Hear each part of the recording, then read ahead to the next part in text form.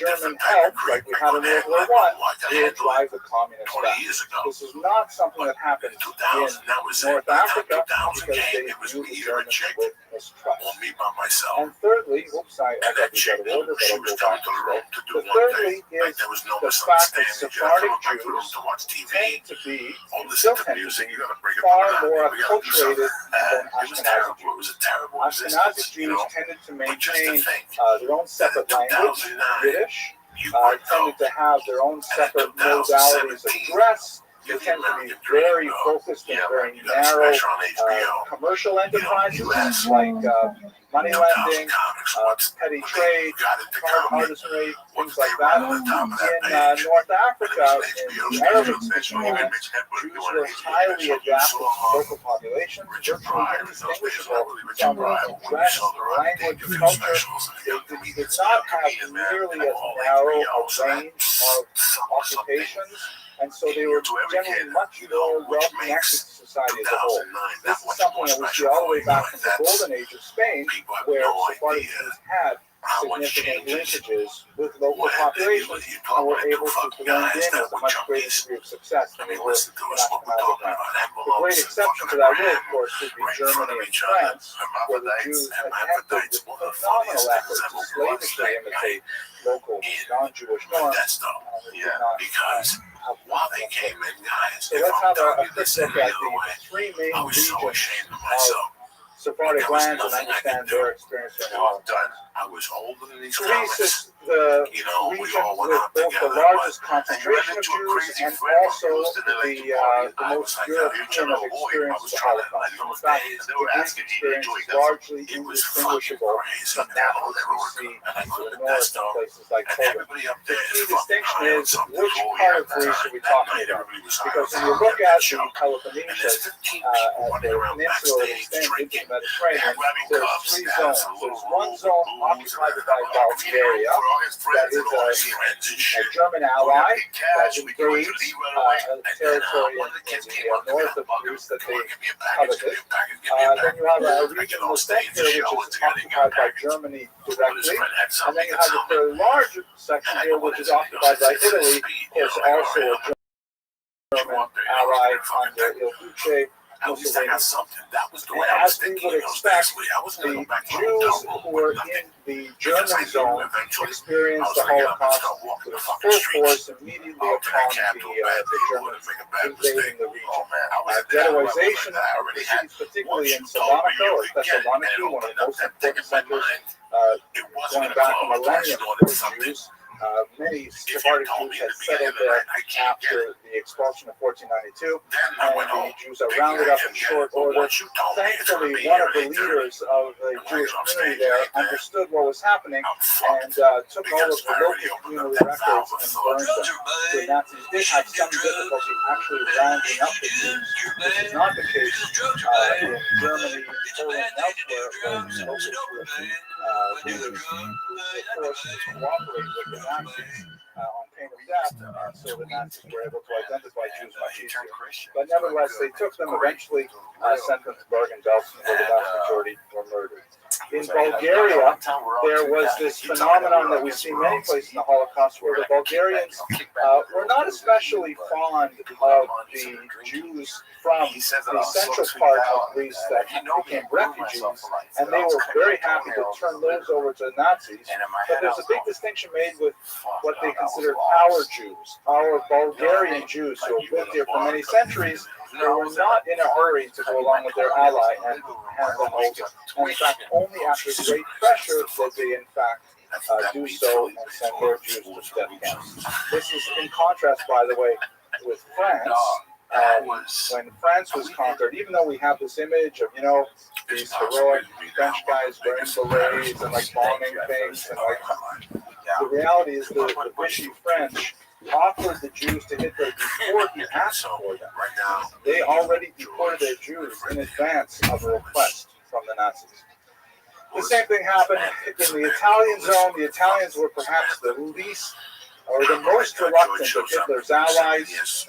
Mussolini himself had very fond relations with Jews. He had a Jewish mistress for some time, and he was just not, he loved the idea of territorial expansion. He just could not really get his arms, his head wrapped around the idea of anti-Semitism, especially genocidal anti-Semitism. But ultimately, he was forced to turn them over. So Greece had the most traditional of it. One last footnote about Greece, perhaps the saddest emblem of the disappearance of the Jews of Thessalonica is the centuries-old Jewish cemetery, which was a famous pilgrimage site for many because it really was centuries upon centuries and quite a large region in Athens. And it was taken over, the stones were removed and used as building materials, and now you have the Aristotle University that sits on its grounds today. Now we're chatting. Serbia and Croatia has a similar experience to many of the European regions. The Sephardic Jews in Serbia were exposed to incredible cruelties. The Ustaše, which was the Croat Nazi party, was very enthusiastic about ridding themselves of all minorities. Here is a photograph from the war of the Croatians actually sawing the head off a Serb. And if you were around in the 1990s, you remember the tremendous the war that went on there that America participated in as well. It's incredible fighting between the Serbs and the Croats. So the Jews were easily within that mix, and the Ustaše were very enthusiastic about deporting them. As I mentioned, the Serbian and Croatian Jews were the first to be exposed to gas technology for murder. This van is one of the many gas vans that were constructed. There were vans that were taken off their wheels and put on blocks, and essentially they used in these early attempts carbon monoxide poisoning. It turned out to be not very efficient, and so they had to move to the rat poison that we mentioned earlier. But the idea of murdering Jews at a faster pace is something very important to Hitler, and they experimented with these Sephardic Jews. North Africa, to conclude our discussion, as I mentioned, they primarily experienced a military occupation and not a strong civil occupation. In other words, as I mentioned earlier when we talked about Barbarossa, the Holocaust is a function of the war. The Wehrmacht, although allied with the Einsatzgruppen and aware of what they were doing, nevertheless considered the Einsatzgruppen to be beneath them. The Wehrmacht were warriors and soldiers expanding the Reich. The Einsatzgruppen were like literally exterminators, getting rid of the Wehrmacht. So you only had the Wehrmacht in the North African countries. Hitler did not impose in these later territories the same kind of search and destroy missions that you have in Europe. So primarily what the Jews experienced there were the first stages of the Holocaust. The attempt to collectivize them in ghettos, not very successful because the Jews in Algeria and Libya and so on were much more diffuse, not concentrated in neighborhoods the same way they were in Europe. And the revocation of certain privileges, such as the Chemnitz Decree of 1870, that allowed Jews some preferential rights vis-a-vis local Muslims, was removed, and a statute was imposed in its stead that removed their civil rights. But by and large, just when the Holocaust was getting underway, the Nazis were forced to retreat, and so the Jews of North Africa did not experience the same level of persecution. So to bring our lecture to a close, sorry that we could not spend more time on this topic. I'm thinking that perhaps next year for my students, my undergraduate students, we might see a year-long course on the Holocaust, because I'm feeling is a tremendous academic necessity. So I hope that in the spirit of Yom HaShoah, and for the Kedoshim, many of whom we may know personally, who at least participated in commemorating their experience through discussing it collectively tonight. Hope you all have an excellent week. God willing, I'll see you next week when we speak about Emma Lazarus, much more cheerful topic, the great poet of the new Colossus, Statue of Liberty. Thank you very much for your attention. Yeah, and that stays in the back of your mind, straight up. It's so weird that night as I was driving up there, I saw a cop double park, didn't affect me. But that stays in the back of your mind, man. The window. First the car, then the window. So we both went in. We're laughing. His girlfriend was there. We're giggling. We take out this beautiful lounge. We're giggling. We had this living room situation. It was a bathroom. And then there was and we started up, and that's where our safe was. We shared that safe. So I got my coke up there at that time, and I moved it to a gun safe because they knew, especially after that night. So we went in there, four of us were drinking. I whip out the outside room. We do 2, 3, 4 lines. This is one of the worst things ever. Next thing you know, me and this kid start going nuts. Primarily a lady Working the fucking shades. organization And he's from South Carolina. And he's like, man, there's someone out there. and happy to have such a great turnout. So, and now, and as I say a few words to introduce our esteemed speaker, they also prepared for Rabbi Eli Benson. I started snoring that thing. I started fucking being, and you get paranoid. And I'm looking, I'm hallucinating. So as I was saying, we have with us very esteemed guest, Dr. Henry. Beautiful rock left and my fucking 3 grams of powder. And then yells between the 4 of us. Not only has he provided us you could not, I was doing 1/4 gram lines and still not killing this. Face was going, I'm hallucinating, right? Like I'm seeing things. And all of a sudden this motherfucker yells, they got a dog. So I run, I take that fucking coat, I open up that toilet, I throw that rock, and I wash that thing, and I flush that toilet. I wait for it to come up, I clean it off again. And that was it.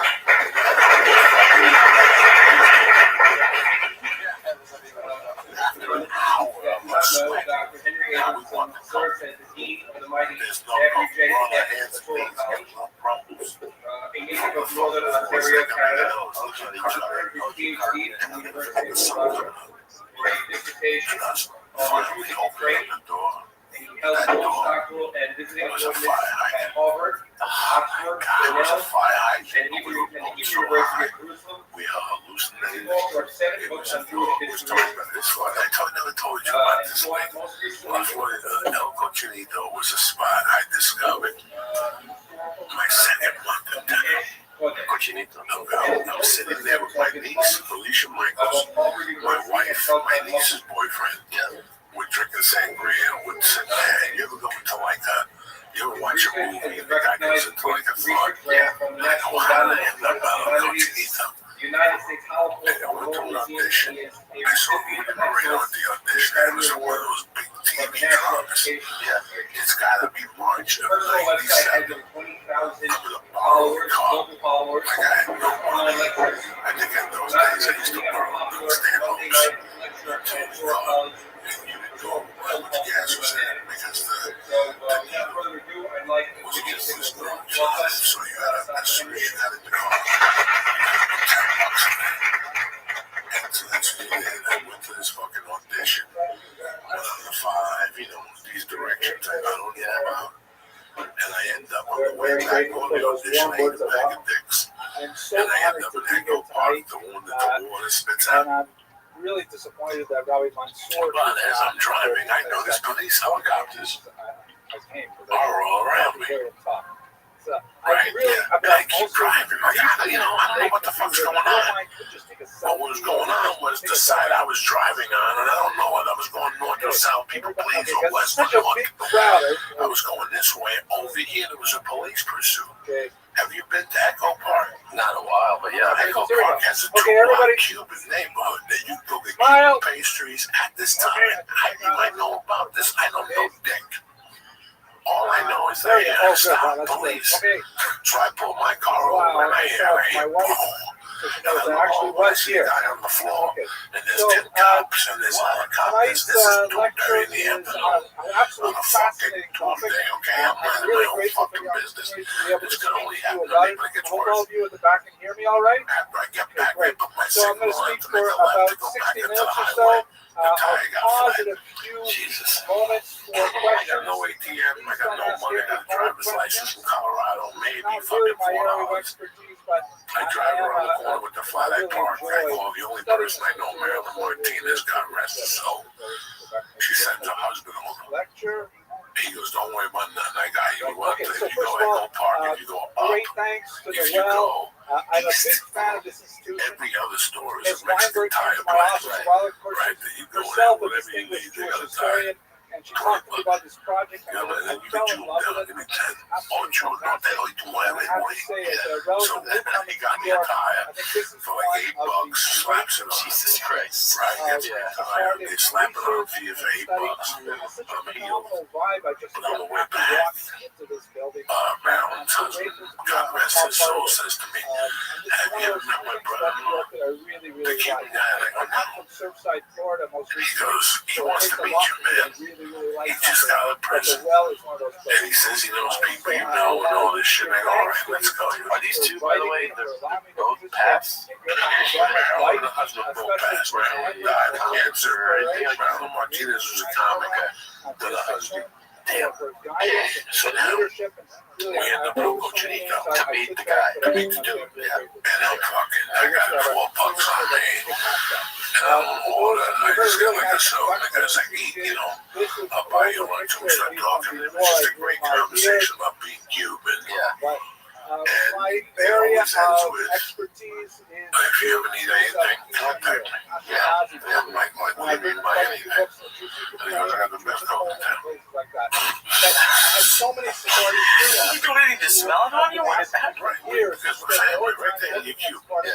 So as a matter of fact, follow me 2 blocks down the door, package in your hand. Okay. He threw a package in my hand for free that night. I went to comedy. I went to the coaching horses. It was Doug Stanlow. I mean, this all happened in one day, and I'm sitting at the table going, my life was crazy back then. It was me, Doug Stanlow, David Fool, a comic friend of ours from Seattle from '95, who lives in England now. Josh Wolf, his brothers, we would go to the store, we would go to coaching horses. And I canceled this girl was so good I didn't even walk. I had to leave. I was living in my car. And I had to go on Josh Wolf's block, park under a tree, and lay back and make 2 bottles of beer. And I sat there till 4 in the morning doing a little coke I had, jerking off. And that was the end of that fucking day. It was crazy. That was a great day. And that's how you ended up at Cochinito. Sounds like a good Yelp review. That's fantastic review. First time I fucking went, it was like I ended up jerking off out of a window. Thank you to my main source for tonight. I'm not going to say too much, but especially original, as I mentioned, it's not really my area of expertise to give you original research. If you read this book already, I made up some story. I gave somebody like a month or 2 and they went crazy. The cocaine was off limits. Like this shit was just. put it up closer, how's that? How much were you doing at your max of So, coke? This was probably 97. Yeah. I think we're okay. Everyone see the images all right? It's still get 20s from time When, to time. at this time of night, if And you turn at the that lights time I was on, doing I will 3, lose 4 half the 20s a audience. week. Okay. Then I popped the Taco This is Bell a great, commercial. very It was all popular, very readable book, Sacred Trash, it was that one of most the first people ones are talking to about here. It's authored by And then you're like Christina hitting Hoffman checks. and Peter I Cole. was just going to the They're dude's both house. scholars of Sephardic But at poetry. that time, I always Peter hugged it Cole away. has also, Just like we there's a did. real difficulty finding a great place to get a haircut, but he has nevertheless made some amazing, There's people who are beautiful just salesmen, but translations there's of people who are Sephardic like, listen, poetry. I highly recommend his work. and bring whatever cash you got with you. What Just exactly usually is get the shit. Geniza? Wait till you Anybody see here that shit. And they were not fucking with you. And Has then I anybody fuck here, with you. You don't go, be man, this shit is not from heard of the 1980, Cairo the flag, Geniza before this the event? ether base. Okay, You know, if you learned the Narcos, you and all the other people here were embarrassed to raise enjoy their it. hand. Go to buy the Those who ether. heard of Cairo, There was no they've heard of ether the at Geniza, but not necessarily two of them 1.85. together. So let's Cocaine understand was what always exactly is a tremendous. Geniza. It always The tasted word delicious. Geniza comes from Persian root, Hebrew, When you went up to the which bar and had that essentially means fucking to store Budweiser, away. Jesus Christ, Treasure, and your throat would get hide, numb and you're there or fucking, to I simply wasn't even dump smoking somewhere. that. But It that was a was time by hide away in 86, modern 87. And a Geniza is That essentially a cocaine place started where getting funky. you put away Started things smelling like that you will probably turpentine never and use fucking shoe again. It polish. is not And exactly it the was so same as, good. let's say, for example, a The next nashpa, day, which you is had a like a headache. garbage Whatever the heap. fuck you were smoking But the night it's before. someplace special that Gasoline. you put things away forever. Because they So, couldn't like, for get enough example, this ether picture in it. here, Because which there was shows like a a cutoff, right? modern Something like Geniza some history, supplier. and it looks They couldn't get not enough. exactly Wait, like at a that point, they dumpster, were right? making It's so got much cocaine. God got graffiti on it, things like that, but there's a special purpose for Knesset. So what that purpose is. Like I remember people go, I used to fly back and forth with Danny B, who calls into the podcast. Anything which I used to fly back and forth with with a Patkinson one holy time. name on it, I went to it's see him. I was listening. Shemot, or This guy usually wants nines. At that time, he wanted 86 and 9600 for a quarter kilo, which at that time was whatever. It comes out to 9.5. I have no idea. I'm not a mathematician. The price dropped by 2,000. cannot be He was thrown a away one when it's because no I'll longer get you that worthwhile. one. It's not visible. I tried this shit for 2,000 less. It You have to might put work it for away you. someplace And and he eventually brought it over. to a Fucking decent Nicole put me burial another in planet. the There cemetery. was only one So problem. most synagogues It's not my have a fucking Knesset campus. somewhere, Really? a back Oh my room, God. a You know, closet, horrible something like that, way. where they put away Really? I their guess the Jew various Cuban goods. didn't like In this. particular, When I the brought that Zawich, campus the back public in, and even had and a no sign matter here what you says cut away, Asula it was campus, and people would bring it back to me. which I would translate Jeva So that was the normally coke as that he fertilizer. brought and And I think turned what they into mean crap. here is like garbage. To You can't campus, they throw have garbage it in here. because This then is not they for don't give a garbage. fuck. They're It's smoking it. for Yeah, they don't taste that campus. books and so on. Then there Now, was a the period Jews of when you snort Cairo, it, what, it sticks North with you. It Cairo, sticks with you. Like, had it's just, an unusual you know, it habit. doesn't smell good. Like, Which it just turned out to doesn't be smell amazing. good. What does regular coke smell like? Hundreds of years ago, they had a Delicious. Geniza, Paradise. nothing or special, Really? but they Fucking developed paradise. What do you think? He's amazing. not Hey, only it smells good. with a From preserved 79 through worn out holy books, as we would in a February synagogue, they would also preserve anything written, even partially, with Hebrew characters. Easy because I was done. You were like I was done. At that point, I had a lot of variables. Why? And it was a lot easier than people think I was done. Even partially, even if it was translated from transliterated Once from I Arabic, missed, and I realized that I wasn't getting high to get. It wasn't enjoyable like marijuana right now. I can see it falling off the map any day now. And what was discovered there is I absolutely can see mind-blowing. myself. So, just to give some of the geography, we're talking about a region where Jews had lived for millennia. So we go back to Egypt, biblical period, and old Cairo, which is known as the Sat, here on the You can do it then. the Do city that, itself, man. which Say is it. to the north. The synagogue With itself cocaine, it was the was same thing. I just built knew in that 1012. It was actually I was doing raised cocaine for so long that I was getting jolts in my spine at the end of the night. is approximately Jolts of 1,000 years old. electricity, like Here it is, the Castro Ben Ezra synagogue. synagogue. This is not the original structure. That's It not was good. renovated That's at correct. the end of the 19th century and again by its Man, I was getting more than that. in You the could be there 20th once a century. week, So and you then get a it started sense to of get what it too might late. have looked That's like fucking to the terrible. I original started to get too inhabitants. late. I can Here's a just see view my of the wife waking up interior. to go pee. These are highly Jewish electric lights that they had 1,000 years ago. And you're So you like, get a sense of what this synagogue I must have can't been do like. it. So that was, Now, what's important to us is not the reconstructed interior of the synagogue, but this mysterious attic here, with this ladder going up to the top. A legend has developed in Old Fustat that there was a serpent in the Geniza, in this, kind of like upstairs attic crawl space, and anyone who went in there would be bitten to death by the serpent. Another legend, which sounds very Egyptian in nature, kind of like Harrison Ford's Raiders of the Lost Ark kind of thing. Cumpăr acum cu reduceri de până la 60% cu Old Summer Sale. Profită de reduceri la brandurile preferate cum ar fi Adidas, Levi's și altele. Merită să te grăbești. About you. So there was another Egyptian legend that anyone who saw the inside of the Geniza would not live out the year. wow, you're counting that high. So for 1,000 years, Good Lord, the man. Good for Geniza you, man. remained undisturbed Well, that was the until old, the 1800s, when a few I think they pieces told of the story manuscripts that were in the Ari Geniza and began to Red circulate Man's in the black podcast, market. right? It was a whole About me slamming cavalcade of the interesting computer people on Red who Man's came finger. across pieces of the And I Geniza. called They Brian the began other day, and I to go, leak oh, out this Brian. into That was my European third collectors fucking who said, surprise. hey, there's something Oh, interesting that was coming out of January this old synagogue in 2008, Fustat, and we but were no at one knew Cobb's the extent of Comedy it Club. until And, you know, it was I got discovered clean by like these individuals in November particular. These two women, something like Agnes that, Lewis and Margaret Gibson, 2007. twin sisters with a very unusual upbringing. They're raised by a Protestant minister in England who promised his young daughters that he would take them to any country in the world as long as they learned its language first. So they took him up on his offer, and they learned French, Italian, and German. Then they moved on to Arabic and Turkish, and they got to really quite well traveled and also very well educated.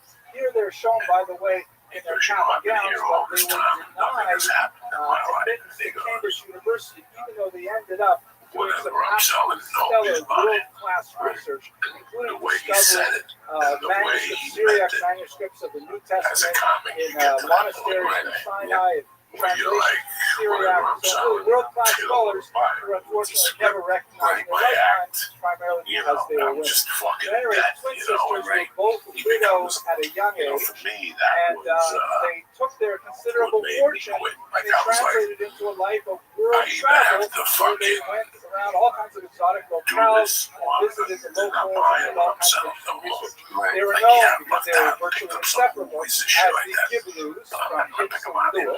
Twin sisters, not Jewish, highly intellectual, very well educated, they went to synagogue in Ostwestad, and when they were told about the legends, about the stake, and about you won't live out a year, they said that's ridiculous. I canceled that fucking movie that time. The people came to my house and I pushed the producer. Cocaine produced. And they grabbed it. That was all cocaine produced. It was all cooked till 6 years. I got my door at 9. Solomon Schechter was at this time a reader of rabbinic at Cambridge University. An Eastern European rabbi with a strong intellectual bent. They saw him in the street in Cambridge and said, "Oh, you won't believe, we just got back from Cairo and we brought this interesting document for you." And they gave him this parchment. He looked at it, and he was momentarily stunned. He shook his head. I didn't want it to get out. If it did get out, I wanted to correct it with those people. Like after I got clean, I would rather have them like a year later. And they went to see them because they had I can write out a letter. a long They lost one of his manuscript movies. that had never been Psychology letter or whatever. for 1,000 years. But that whole incident comes happened because ultimately, after several decades of effort, shaky, hundreds of thousands of fragments of documents I know now the Geniza, and spread them out. They ended up at many universities around the world.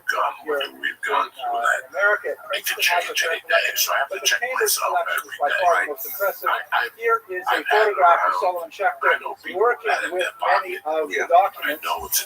This is a stage photograph. One of the main differences between what you see here and what it really would have been like is that he was forced to wear a covering on his nose and mouth because the sense of these rotting documents is absolutely terrible. And anyone who worked with it, suffering from all kinds of respiratory illnesses, and this is difficult. This podcast would not still be intact if I was doing well. They don't know. We'll go a lot quicker. No. Nobody would show. This poor kid would still be here 2 years ago, sitting here waiting. Okay, I can't believe I actually have. You're on coke. It's a 50-50. It's a 50-50 chance. You feel love.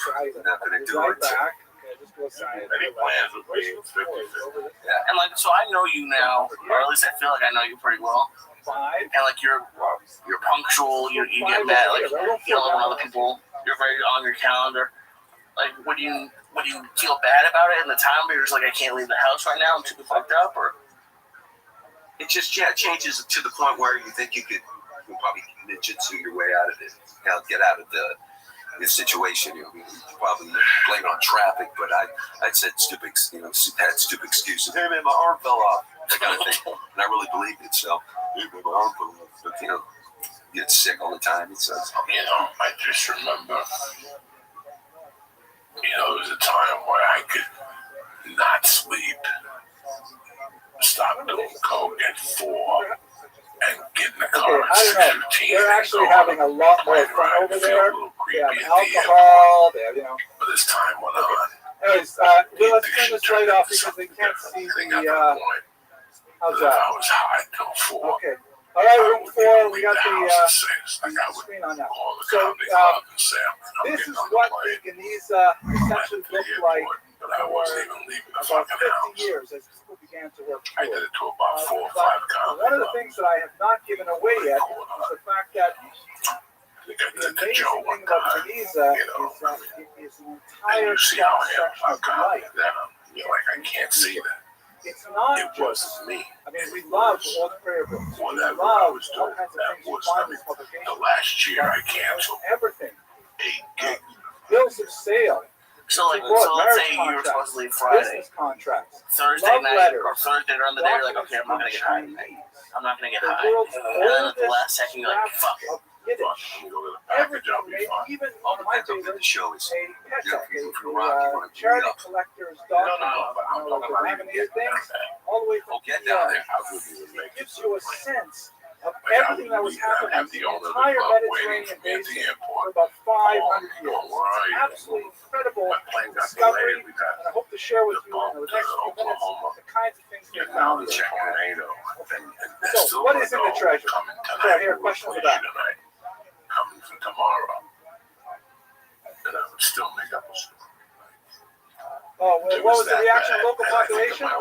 They loved it because they paid for it. There was a lot of money. They thought this is one of the great the takeaways of the Geniza that I'm going to talk about at the end of the class. But everybody who thought it was trash turned out to be wrong. And this goes over several generations of scholars. Every scholar says, okay, that's it. We've taken everything from the Geniza. And another scholar comes along and says, last year, I would stay up until Terry would wake up to go to greater work. treasure. And then the last half hour she was there, I was just faking I was sleeping with my eyes closed. Meanwhile, my heart pounding in the fucking bed. So local population there, they were great with it. As soon as she would leave, paid the requisite bribes. Schuckler was fed up with it because he describes how, you have to meet someone, you have to pay the bribe to the guy who stands at the door, you have to pay a bribe to the guy who tips, the guy who comes and says, how are you doing? You have to pay a bribe to the guy who comes and says, a piece of tea. Like everybody is there, and you have to actually tip every single person. So they were happy with it at the time.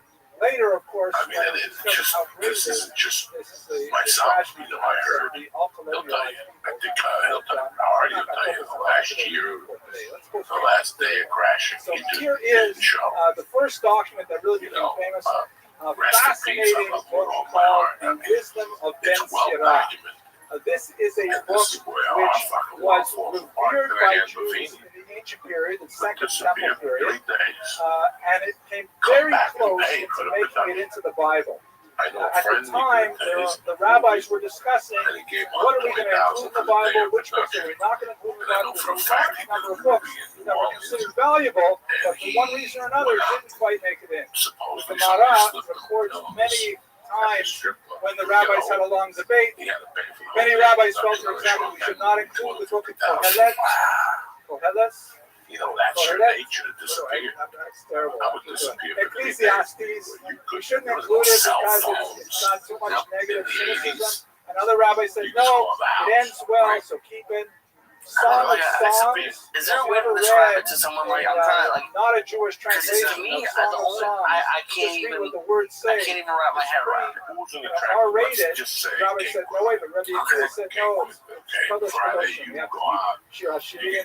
So a lot of the books didn't make it. Among the books that didn't make it, the so-called Sforim Chitzoniyim, the outside books, was the Wisdom of Ben Sirah, which is a lot like Mishlei, a lot like Kohelet in many ways, but it was lost to the Jewish tradition because it was considered one of the outside books. The Christian tradition, however, kept it in Greek. They loved it, and it became essentially a holy Greek book. It became a holy Greek book, and the Christians thought it was fantastic, and its Jewish origins were lost. So many scholars felt this is actually a Jewish book, and by finding the Hebrew original, all of a sudden they reclaimed this very important document in Jewish tradition. She's just praying. So now let's pretend you went to Pablo. The Gemara indicates that there's actually an illegitimate child, or not exactly illegitimate, but he's the offspring of Yirmiyahu and Navi. So Even though you got now to get pop, it's a bizarre story, exactly how it was. You're still on pop or 500. I'm not going to go into it now. When I'm off the microphone, I will. It's a bizarre story about Ben Silla. But it's a fascinating. But anyway, this is only the tip of the iceberg, however. The kind of things they found in the Geniza were mind-blowing. That's first generation scholars under Solomon Schechter. They found, for example, autographed copies of Maimonides' work. This contains from the Mishnah Torah written by the Rambam, the Mishnah Haggadol, the Great Eagle. And for those of you who have studied the Rambam in depth, you'll know that his word choice is absolutely specific. And the more you study his remarkably deceptive Hebrew style, you see how he's so careful about the choice of words. Finally, we're able to see, as you see in this example here, what he decided not to include, what he decided to change. The Rambam's own autograph copy.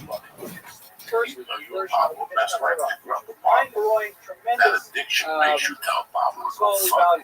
And we have, of course, his signature, Moshe Ben Maimon here. Joey should best friend. To have the You're selling your soul right now for Rambam Kane. I'm going to see glorious thing. that cocaine.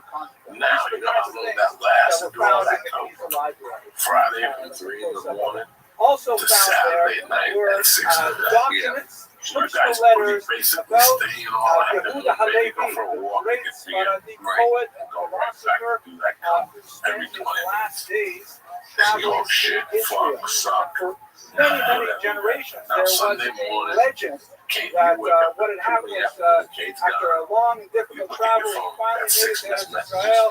Bent down, and then he was trampled to death by either a crusader or a Muslim horseman and killed him there. You give up so much. In the late 19th century, people for said, this addiction. scholars said, wait a second, A lot of we don't have any source. It's a lot of effort into nothing. Yeah, and it's a legend, the story. I gotta go Just face disappeared, Pablo that's all. and make But a what lot we of found in Pablo the and Geniza Pablo Joe. were letters They just took in when shit. he was actually in Cairo on route to Israel. Or you've talked to me or told stories about times when, when you didn't even want the girls to come over. So it's just you by yourself. It was a point, because the The letters addiction do keeps not growing. confirm That took a girl exactly to how he stand was Pablo's killed, clean a but year. they do confirm that he made Inside their that cell and addiction there was survived. Oh, It's yeah. amazing kind That's of why stories so of many famous Jews well, are I'm blind repeated in the when documents people go of the back to Geniza, heroin. and this They alone shoot would have the made it a amount they were crime of the shooting millennium. But before there's they still went to so rehab, much more. and they get a heart attack. Another AOD amazing thing because that of we find in the Geniza their are all their kinds of tolerance new went lower. voices, people that we've never heard from before. For example, look at this document here. And this is an example of what they call a column set, which means a document that has several layers of text. You see here, poking underneath this Hebrew text, you see these Greek letters. The reason for this, if you're familiar with the Mishnah and the Pirkei Avot, very beautiful Mishnah that says that Anomed Yeled Rama Hudomer, a person who learns the child. What is he compared to? Remember the rest of the Mishnah? That's an addict. That's an addict. It's ink And on guess what? new I have parchment. the rent money. And The so you rent's imagine not the parchment is like fresh, So even though white, it's 29, I nice got the black rent money. ink, and it soaks in really well, good contrast and so on. All And then bets it are says someone off. who learns And guess what? older, like a Baal Shebo, like Rabbi Akiva, who learns at an older age. I'm gonna tell What is you, he I'm gonna stay compared to? clean for Like Halloween. someone I'm buying who an writes apple on and wait rug just to start the party off. What does And rug that's how you say I'm trying to write this book. What they used to do back in Before those I days with kidnapped the the guy, technology, I worked at a car dealership would for a few months. I'm trying to detail this book as much as I can, so you just can't. The truth was that I they was would working. take I the started a parchment. Subaru It's dealership. expensive. That was They like had to Studio shecht an 54. animal to make this parchment. And they would take like some kind of scapula, He fucking like robbed banks at lunchtime. I mean, this ruler was type wild. device, and they would rub it It got to the really point where it hard was so crazy. that I would said, not let me go to a remove the Chrysler ink store. from the writing, They were a but little would old, kind of like all white. grind it Right. down They were all further like into the respectful, fibers laughing of with the veterans parchment. and shit. Just like remind you later. You didn't see nothing like I've never seen anything like that before. There we go. Like at the Subaru place, And somebody that would so make cold. the parchment At the Chrysler much place, the darker manager, because you'd be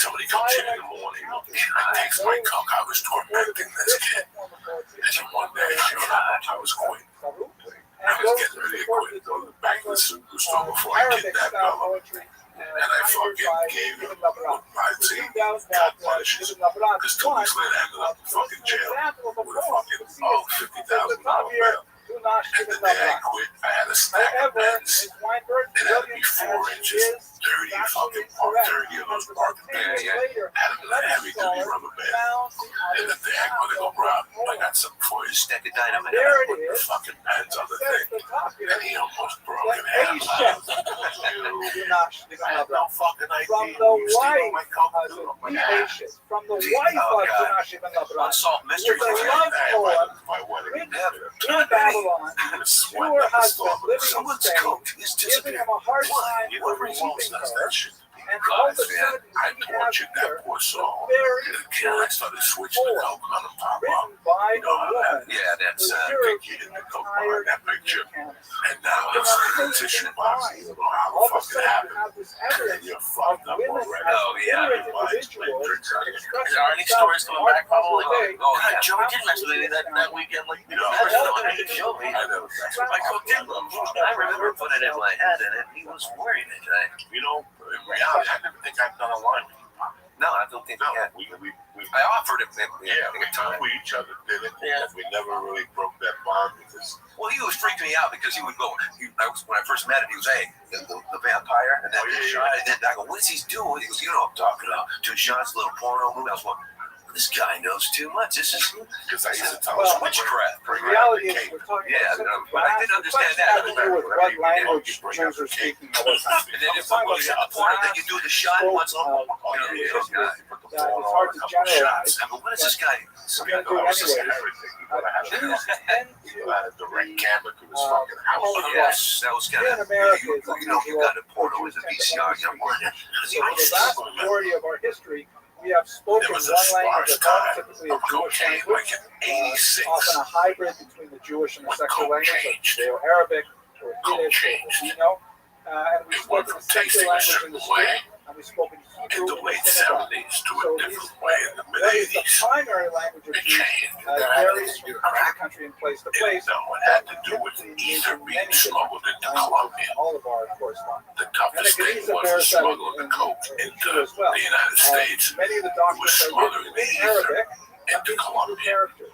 In fact, Yiddish so Colombians had to stop coming up to the United States and processing the leaves in the States because they ran out of ether. So they started processing it with turpentine and gasoline, and that had a weird effect. Can they grow coca leaves like in greenhouses in the United States? I don't think so because of the altitude. See, I don't know why. I heard it was something to do with the altitude. But the altitude's got to be the same from a point like Aspen, Colorado. I bet they can make some kind of greenhouse to grow coca leaves, right? Trust me. I think no. Back in the day. I know that I have access to leaves. If I want to buy coca leaves, somebody mentioned to me on the side. What do you put it in your mouth and chew on it? Like the Incas. I got mad at RE, went down, and that was the main purpose of me going down there, stupid. Was to eat the leaves to see how it's a trip. It's like a ceremony when you eat the fucking leaves and chew on them and swallow them. It goes into your system. That's what makes those farmers farm all day. They go into like a fucking haze. It's like when Joe caught on to when Joe read the paragraph of what happens to you when you eat an edible. It goes in your liver and becomes CTE1. If you want to do it, I read it over and over again. He had it down. It goes into your liver and becomes CTE1. He read it and studied it to the T. He right now will call and say, what is edibles do? You're saying the same thing. And they go into your liver and it becomes a cannabinoid. And it does this and all this shit. I don't know. That's coke. It's much more relaxed society. So in other words, the version of history that we tend to absorb once our government said, whoa, narrow place. These motherfuckers are making some serious money. We really don't like the We need some of that paper. Most Jews are like, and that's when they jumped on Noriega.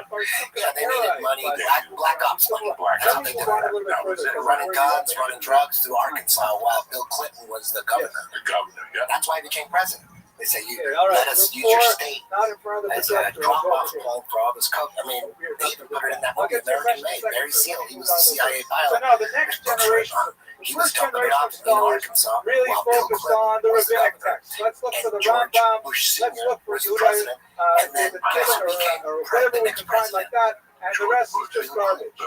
The second generation began to look at things like multiple layers. The third generation, which is the 1950s, under the work of S.C. Goitai, began to say, wait a second, what about all that other stuff that isn't about famous people?